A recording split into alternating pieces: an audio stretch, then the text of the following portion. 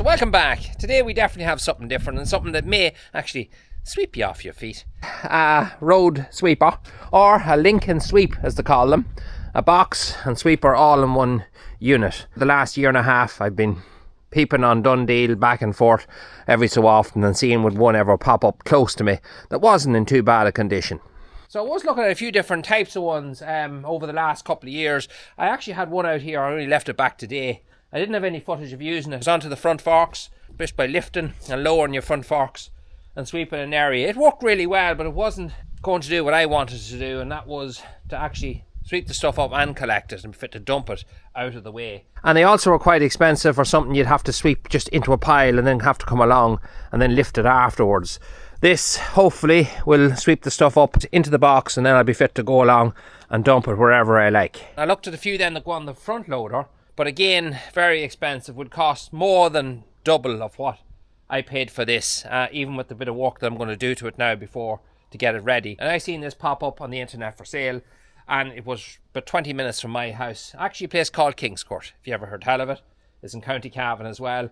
A young man called Porrick, just a private seller, but when I went to his place he's actually selling bits and pieces of agitators and Malone stuff I think he had, and a few new rock stuff. Seems a young lad that's just starting off a business. If I can remember right, Riley Agri Machinery or something like that was the name of it. Some people might know him if you're from that area, but I didn't know him. I've never met the lad before. It was well priced. It was definitely within my budget, and he even threw another €100 off it when I was collecting, so fair play to him. So this is what we have, but another thing which also works well for me on this, you can just hook that thing off and then you have a normal power box. Now this is a 6'6" box, and I have to say it's in a really good condition. There's no rot or rust on that at all. Now I don't know what the floor of it's like. You can see weeds growing in there, so someone hasn't emptied it in a while. So I won't know what that's like until I get it washed out. But underneath, that's why I lifted it, so you could have a look. Wear plates are fine. If you come over here, you see a 7-foot Nugent box sitting here, which I've mentioned on the channel before that I don't use a whole pile. It might be dull in paint, but there's no wear at the floor. There's bits of just surface rust from water laying in it. It's basically all, but there's no wear on the cutting edge. It's in good condition. It's just a pity it's not doing a whole pile for me. So this is going for sale. It's actually going to Lakeland Machinery. That's where it's going tomorrow, and he will be selling it on my behalf. And then at least I have a machine now that can do two purposes, rather than a box that's probably only used 2 or 3 times a year. It'll be used a lot more, the fact that there's a sweeper on it, and we can multi-use it for different jobs then. But there are things we need to do to it to leave it right. So this brush here is well worn. I'm not sure if it's the original one that's on it, but it has a lot of wear to it. There's not much left. So what you have here is you have a nylon brush, and then you have a wire brush. So the common discs just push in from that side there. Other little things is we have a leak here, just coming out of this pump, that connection. To me it's just loose, and that's what's causing that. Although I do have the one for this side, I just took it away to measure it. It's missing one of the drop arms on this side, and that is pretty important because the whole thing now just sits to this side. Now before we do start working it, you might notice there's quite a bit of oil on the ground. You can see it there all around the tractor. Well, we have a bad oil leak in this tractor. I'm trying to figure out where it's coming from, so I removed these plastic dust caps, and it's this one here that's coming from. Right in there along the threads. It's bleeding quite badly. So that's what we got. That's the work we have to do. Let's tear into it.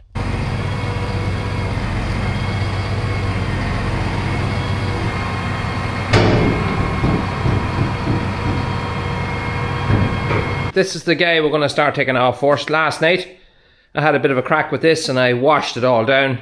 There are spaces in there and they were clogged with dirt, so I washed everything down. I also cleaned out the box. There was about 2 to 3 inches of thick stuff just welded itself to the bottom of the box. It looked to me like it was nearly like tar because it came out in big lumps, chunks. I had to break it out nearly with a hammer to get it off the bottom of the box. It probably will need to be sanded down and just painted, just the floor of that box, just to protect it.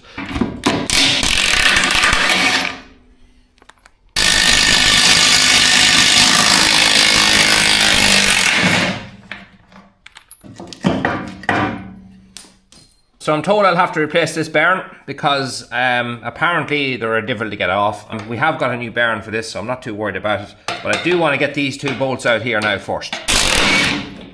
Go. Alright. I need to straighten this out. That's not supposed to be curled up like that.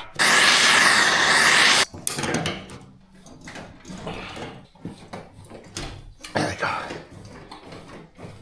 We have our brush now supported underneath with my makeshift stand. It'll not go anywhere. It's not very heavy anyway, because we don't want the whole weight when we let this side down to sit on this bearing here, because you'll damage it. And I'm hoping that bearing is okay. I'll know when I get the brushes off. I'll have a look at it. Fingers crossed that it's alright. One thing I did notice is the person who did have this liked using grease. Right, so this is our bearing. Alright, that is our complete thing there. So that means we just have to get the other one off, which is where the fun might be. Yeah, the Allen keys don't want to move. Thinking that.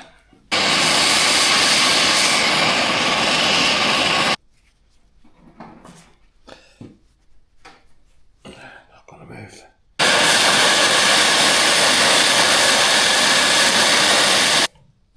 Ah, there we go.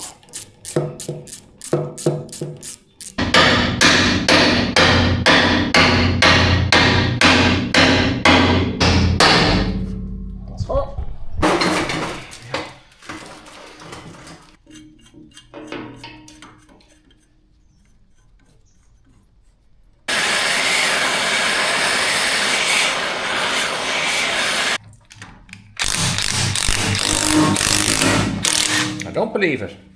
I do not believe it. It's coming off.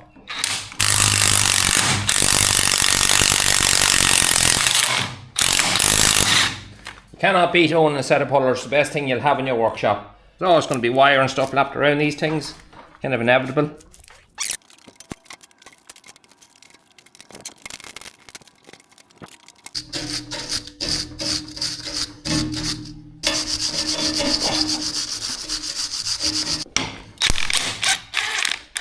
Oh, that came off easy.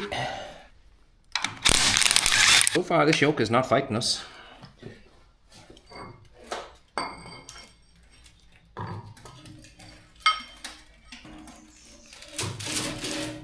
There it is. This is the old brush here that came off. So what you have is you have a brush, you have a spacer, then depending on what way you want to set it up, this one here for instance has a wire disc, a nylon disc, a wire disc, nylon, wire, nylon, and so on. It all depends. Some people put on just nylon the whole way across with no wire in between. The wire just helps to dig out the ground, and actually it's a good job. So I have got the wire and nylon, putting them on exactly the way I'm taking them off here. But this is the nylon brush, a brand new one, versus, you can see now how well they were worn. Yeah, they were worn. But these, I found out, were probably the original ones that came on this machine. They have changed that system now this last good while. So rather than having this nylon brush, then a spacer, then a wire, then a spacer, then a wire, you have these guys here which are kind of an offset. So if you look at the hole in the center of those, you see the way it's not just a perfect circle the whole way around. Well, you can see the way there's raised bits. So when you're putting these together, you kind of put them offset to each other, and that guy there then keeps them apart. So you don't need the spacer no more.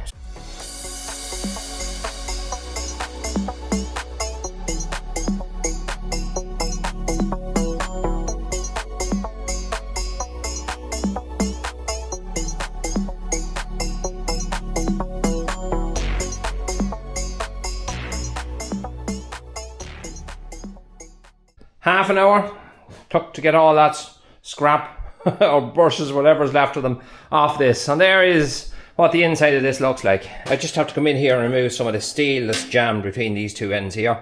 I'm hoping that bearing is okay. It seems to be alright. There doesn't seem to be any major play on this when it was running, and I have used it a bit. So I'm going to clear up this mess here. We're going to try and straighten this out a bit better as well, now that we have that off, and we can start putting on our new brushes. It was the following day and I had to stop. Run into trouble with the brushes that we're using here, because these are the new type brushes, as I mentioned before. If you have a look here, you'll see this little slot here.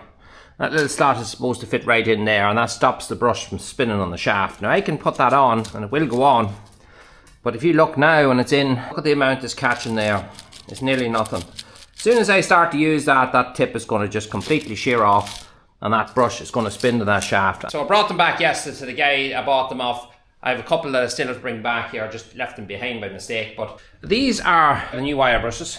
They're exactly like the ones that came off, only obviously the ones that come off are worn down to about there. The brushes that we're supposed to use in this are exactly the same as the wire brush over there. And they have a steel centre like what come off with just a little kind of a stub bar coming down there that fits into that slot.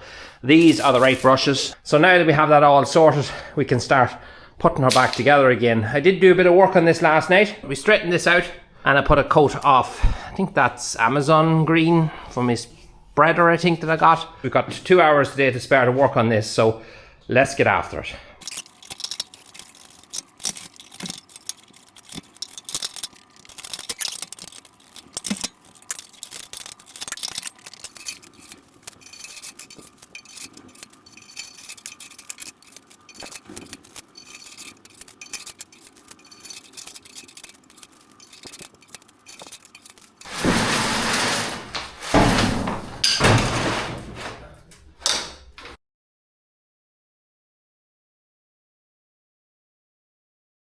There is 22 nylon bristles and I think it is 21 wire ones, and this is a 6'6", so it's basically a Lincoln Sweep 600. So any of you that are out there have one of these and wondering many brushes that goes onto it and how they go on, well, maybe that'll help you. The spacers completely fine, you don't need to replace the spacers, but at least you know now that the new style brushes doesn't work in these. Now you might see I have a couple here on the ground and a few here as well, 3 here. I bought extra ones just in case. I'm going back there in a couple of days anyway, so I'll bring back whatever I don't use. So it's always nice to bring a few extra than not have enough. So there's another slightly thinner spacer to go on here, and then a flat plate to bolt everything together. There is our spacer.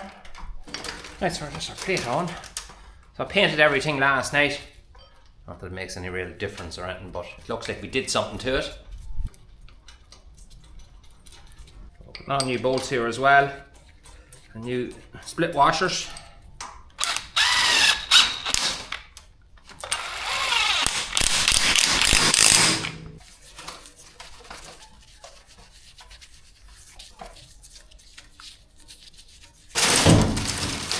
There. Now our bearing was over this. Hopefully because all really too much of a fight. Just going to use our rubber mallet here.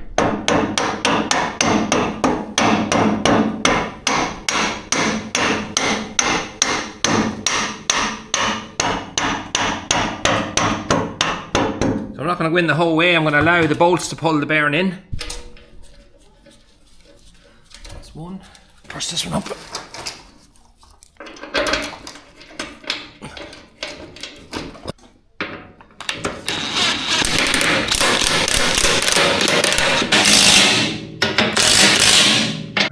These lads up.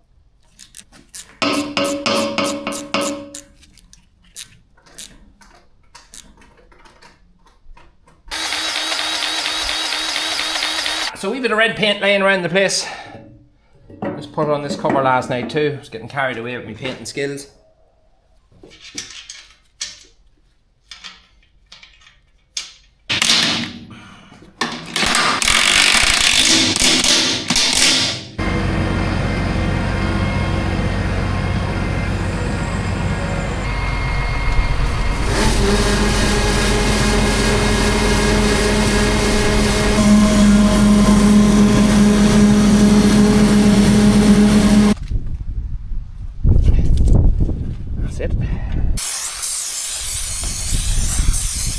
So this is the cover for our chain.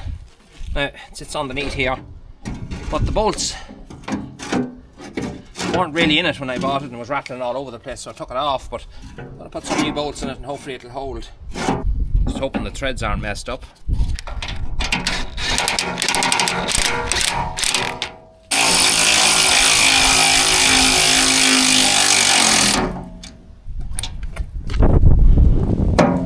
Alright, so now we're back in here to the rear end of this tractor.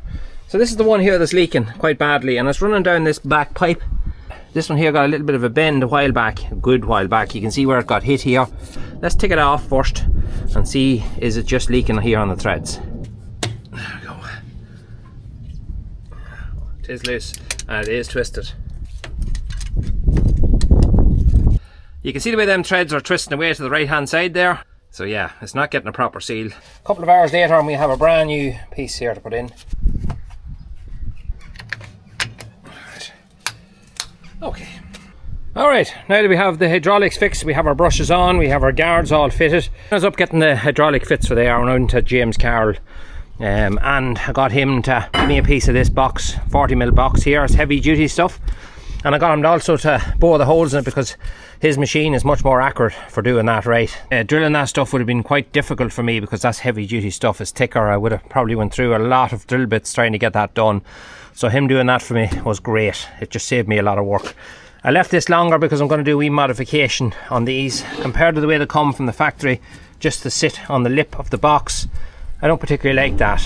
I'm going to make something else that'll work a wee bit better. The newer models, they've made a little groove here that fits over the box rather than this guy just sitting on top of this, because what I've been told is this can be inclined to push out by it, which can bend this whole kind of system here. And by the way, these are just legs when you want to take off, well, for setting your heights, but also when you want to take off this attachment here, which I will show you before the end of this video. You pull out this pin here, you move this out, got 2 slots here on the side, you put your pin into here, drop her on the ground, remove 2 guys here and just drive out. It's a very, very simple thing to take off. So you can see there now that fits over that. So I'm going to let this back down the ground again, see where exactly this here is positioned. I hope it doesn't come down onto this.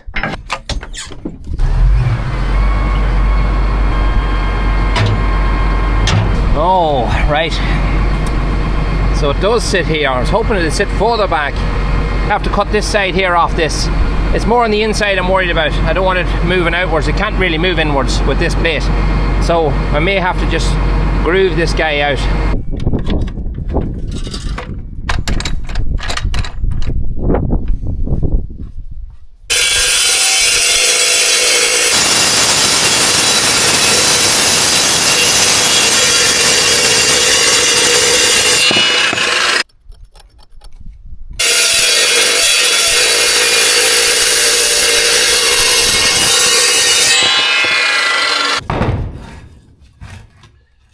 Checking our 2 pieces here to make sure they're exactly the same.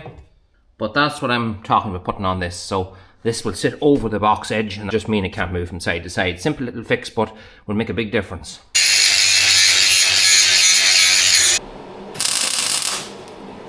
Starting to get some nice welds now out of the MIG welder.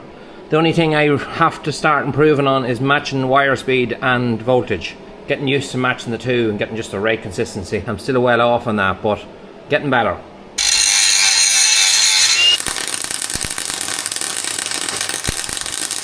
Alright, so one other thing I'm going to do before I finish these is I'm going to get rid of this old plastic cap here. And what I'm going to just do is weld a cap, a steel cap on top, and that way you're done with it.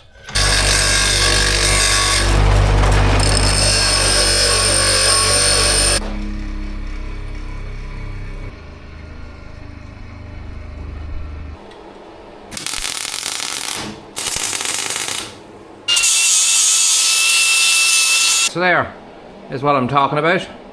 That's much better than an old plastic cap on the top. It's going to replicate that on the other one, and then we get on to the next part. And we can see now that it's not sitting down flush. So I need to take a tiny little piece just off this corner section here so that it can sit down past this. So quick look here on the far side before I do anything. Yeah, exactly the same thing again, just a small wee bit to be removed.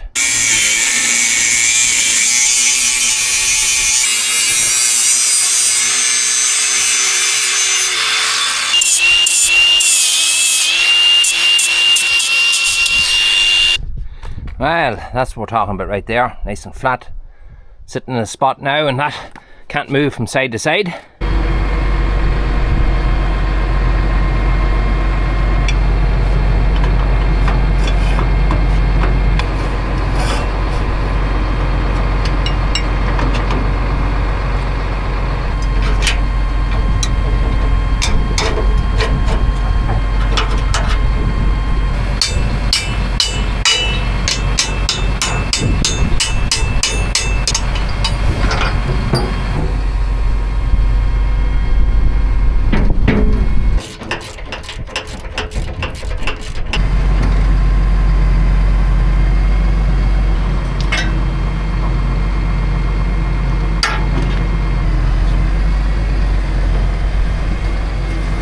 reason we took this guy off is this rubber. The job it does is stop any dirt from splashing up when it's been sweeping obviously into the box and coming up on top of the tractor. This little rubber flap here stops that from happening, but unfortunately it's well perished and it's starting to go on both ends here, as you can see. So we're just going to take these bolts off. We got a bit of rubber for it, hopefully, which is close to the same thing, and we'll stick that on.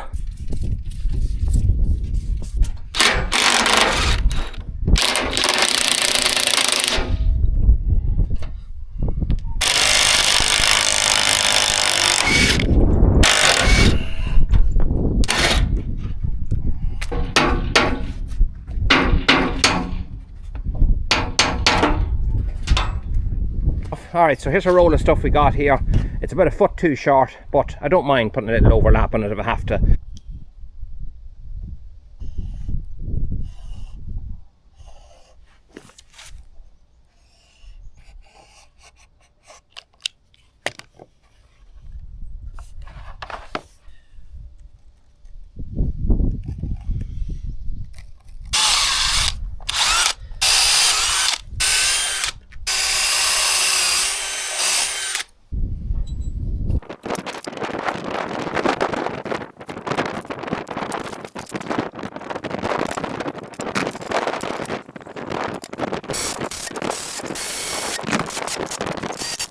Going to cut this wee bit of plate here.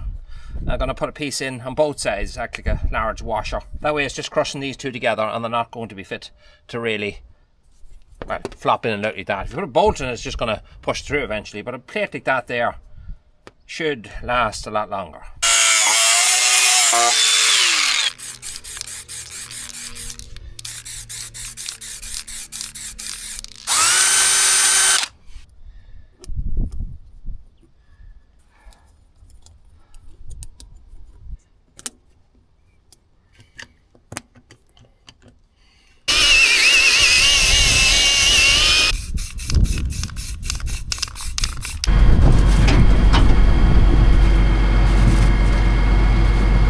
I'm going to get two better pins that are a tighter fit and not just as long either in the co-op. At least I know the diameter and we'll be fit to pick up something much handier for that. Sorry about the wind noise if it's hitting the camera at the minute. It's a lovely drying day. In fact, I'm not giving out about it. But that's the kind of thing we need there. I will put something better than these clips because they have a tendency to open. Much better than bolts. That way you're just fit to pull a pin out, hook this thing off and not be rooting at wrenches and stuff.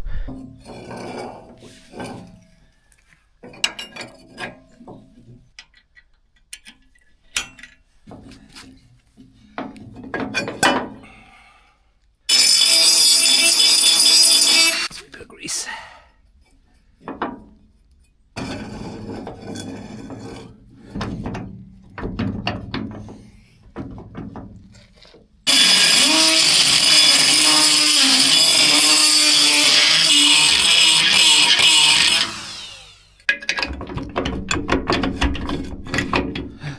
That fixes that.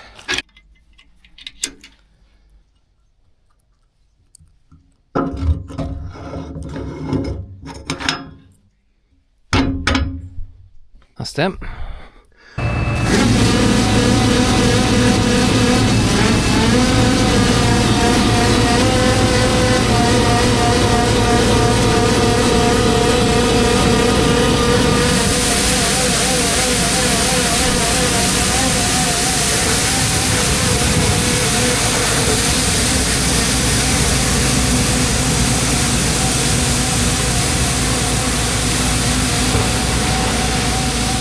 Now this yard isn't dirty, but I hope you can see here on the camera, you can see a pad that it cleaned. Took every single bit of stone or dirt and anything that was in its way with it. We're not going to bother doing any work with it in this video. I think it'd probably be long enough when we put it all together.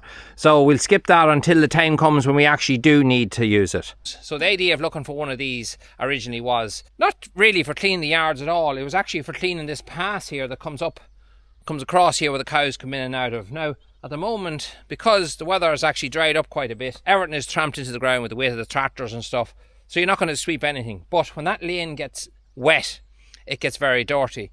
So I normally every year come along with the box in the back of the tractor and we scrape and brush that whole pass the whole way up and over basically to this tree. And we normally do that when it's really wet. It's just like soup on top of the ground. We end up taking a lot of stuff off it.